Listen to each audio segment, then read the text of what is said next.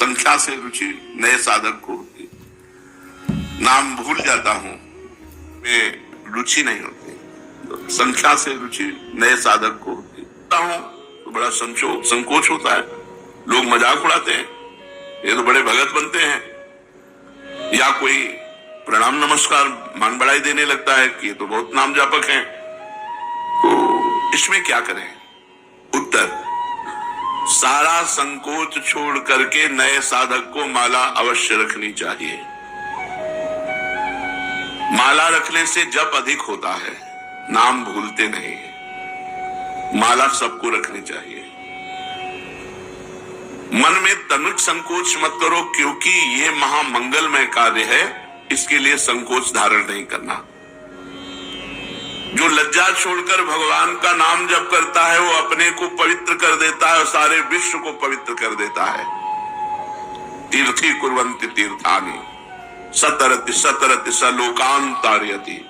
वह स्वयं तर जाता है और लोगों को तारता है, लोग के लोग पावन कर सकता है। इसलिए संकोच छोड़कर, लज्जा छोड़कर माला प्रगट में रखनी चाहिए और गणना युक्त नाम जप करना चाहिए। यदि कोई प्रणाम नमस्कार करे, मान बढ़ाई दे, तो तुम उसे स्वीकार न करो, तो तुम्हारी हानि नहीं होगी। किसी को मना नहीं करना।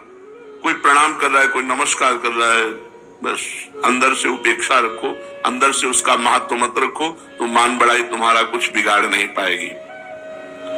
नाम जप का वास्तविक फल क्या है? उत्तर, नाम जप का वास्तविक फल है श्री कृष्ण प्रेम में रोना, भगवान के प्रेम में रोना।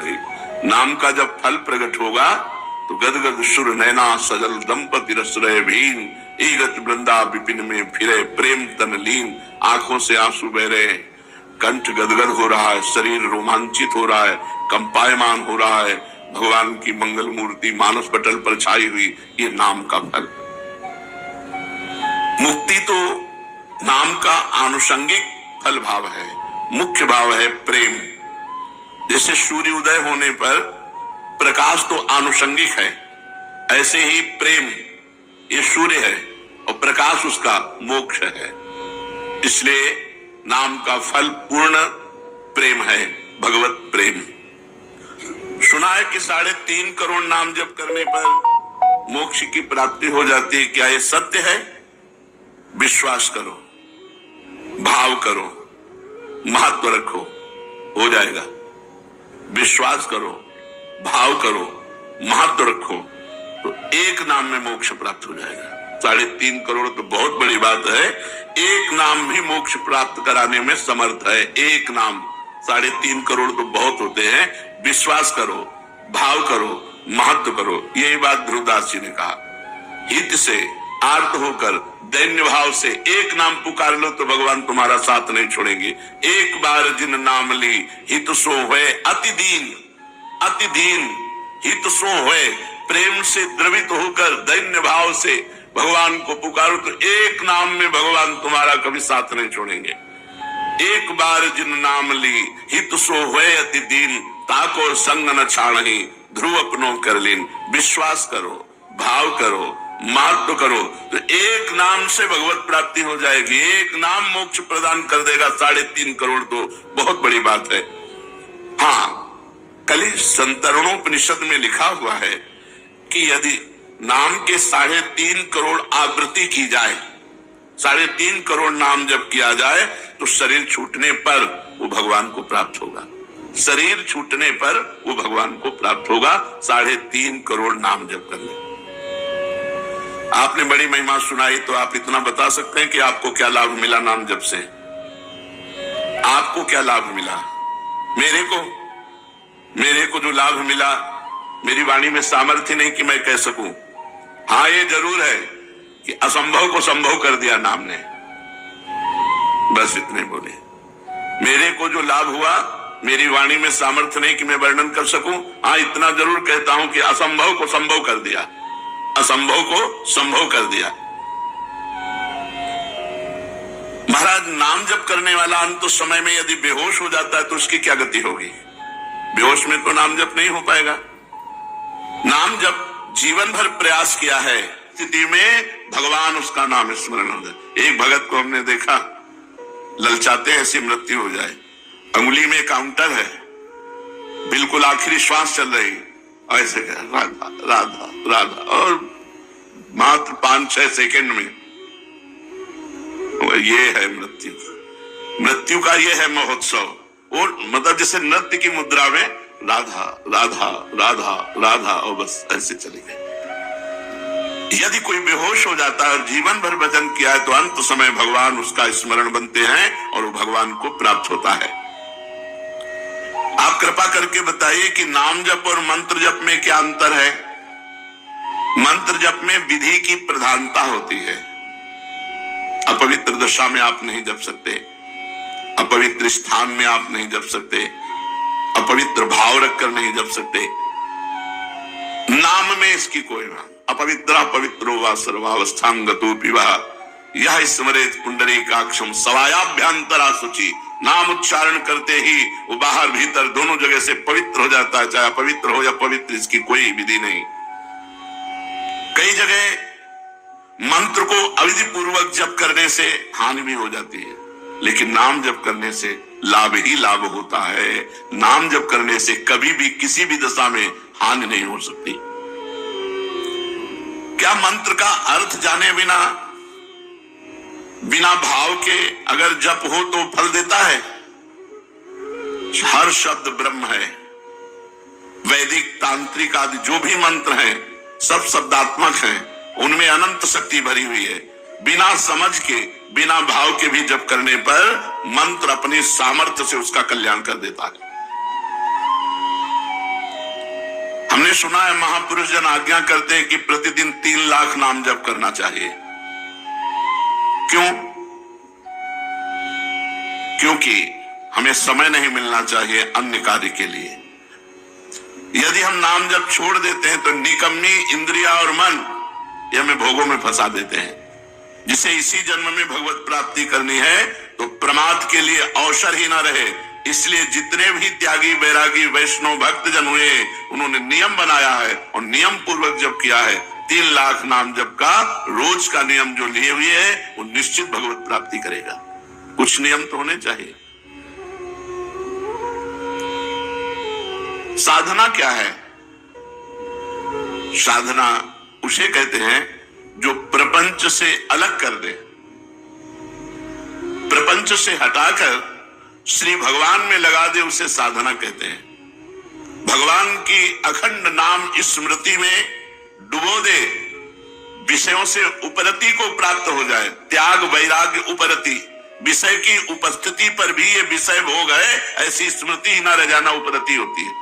विषयों के प्रति रस बुद्धि है, विषयों का त्याग कर दिया, इसे त्याग कहते हैं। और विषयों के प्रति रस बुद्धि भी खत्म हो गई, उसे वैराग्य कहते हैं। पर उसको ज्ञान रहता है कि विषय है, लेकिन ये विषय है ऐसा ज्ञान भी न रहना, उसे उपरति कहते हैं, इसे साधना कहते हैं।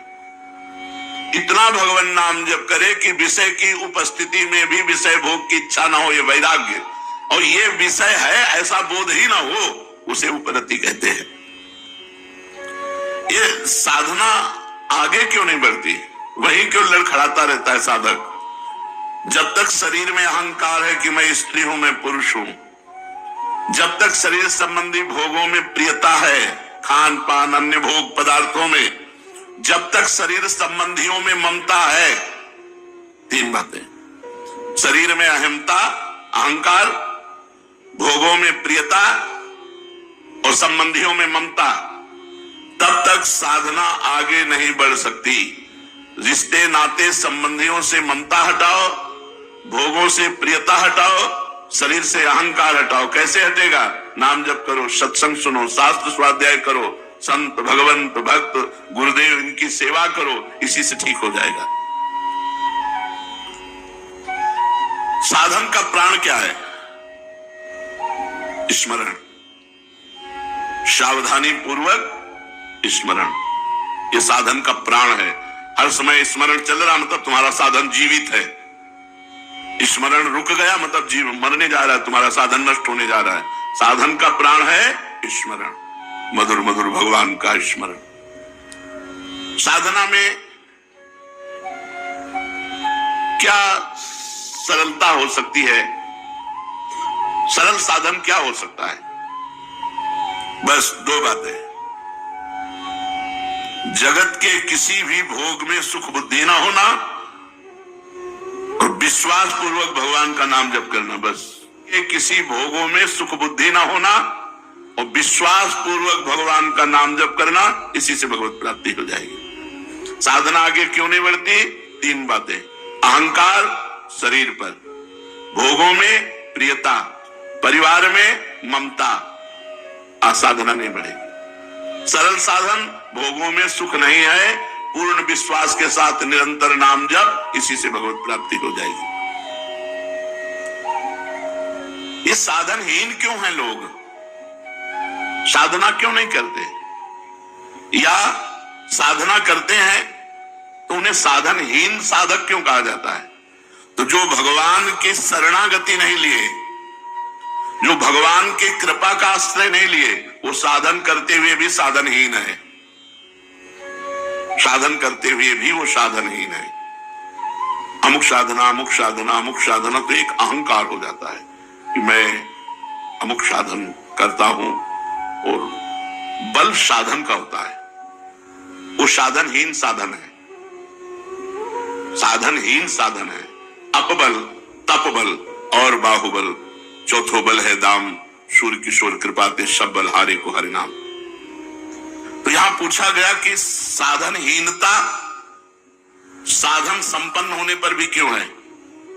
साधनहीन साधन क्या है? तो बोले भगवान की शरणागति और भगवान की कृपा बल पर विश्वास न होना।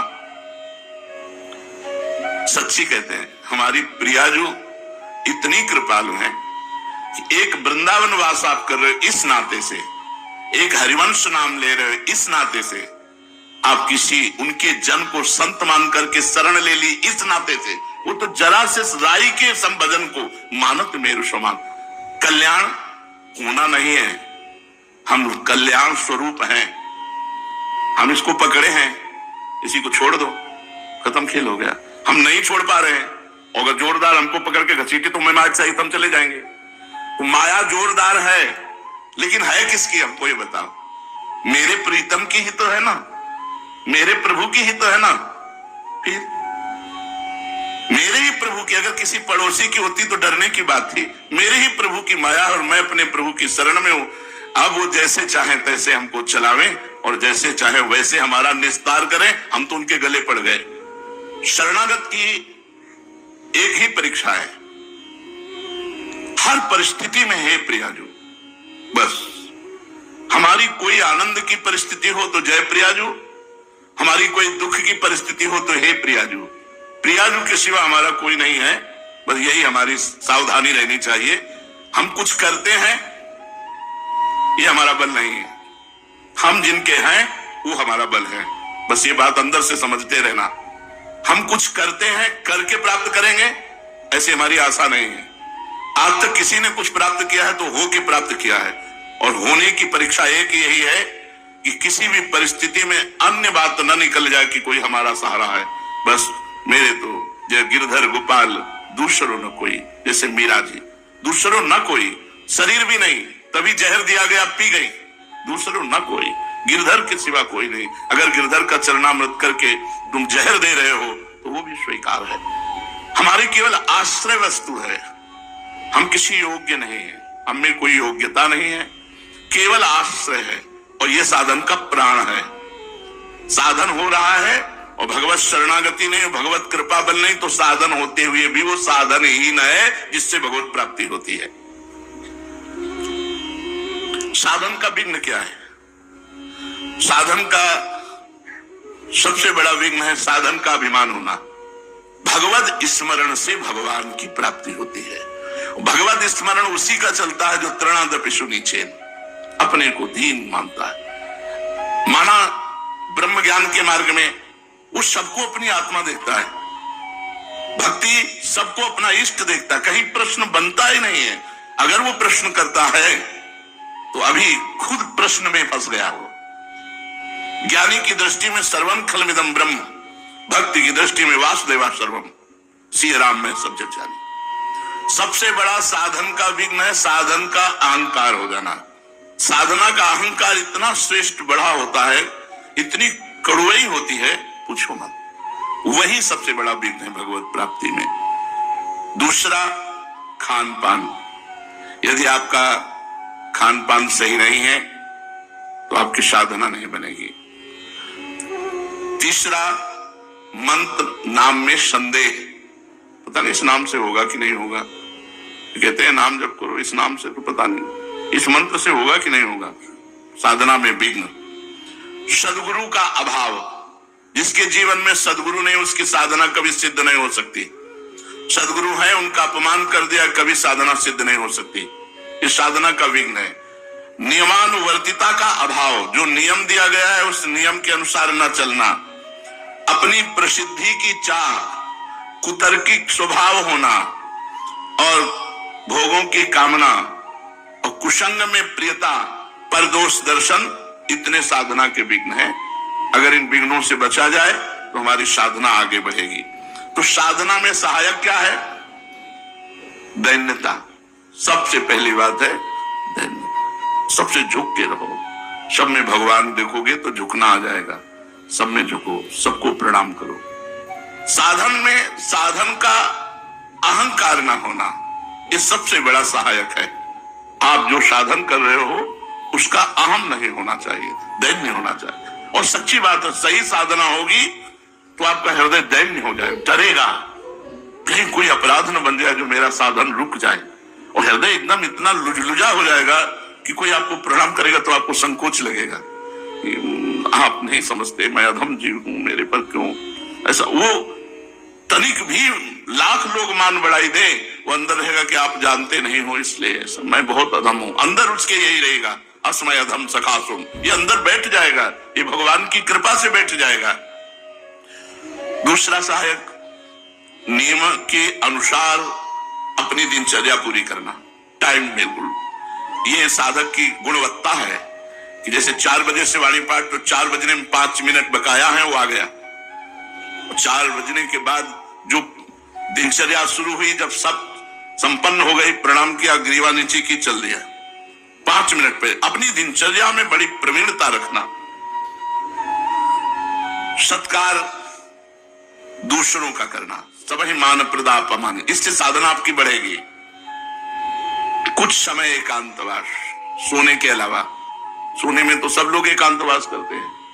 सोने के अलावा, निद्रा के अलावा एकांतवास, जागृत अवस्था में शांत भाव से अपनी कुटिया में बैठ करके भजन करना।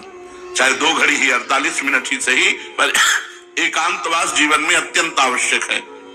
और रोज सत्संग, साधना में सहायक रोज सत्संग। रोज सत्संग का मतलब है जैसे रोज झाड़ू पोछा लगे तो देखो कितना आंगन स्वच्छ रहेगा, ऐसे हृदय रूपी आंगन